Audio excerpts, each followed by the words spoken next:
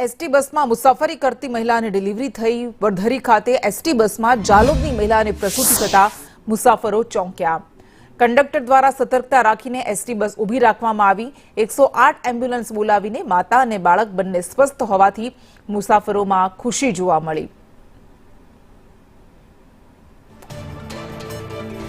तो एसटी में ज आ प्रसूताने प्रसूति थई गई हती। जालोदनी महिलाने प्रसूति थई जता मुसाफरो चौंकी गया हता। डर पण आव्यो, परंतु आ बधा वच्चे माता अने बाळक बंनेनी हालत स्वस्थ हती। 108 एम्ब्युलन्स पण बोलाववामां आवी अने त्यारबाद तेने होस्पिटल खसेडवामां आवी हती। વધુ વિગત સાથે સંવાદદાતા કૌશિક જોશી જોડાઈ ગયા છે। કૌશિક, ચાલુ બસમાં મહિલાને ડિલિવરી થઈ ગઈ।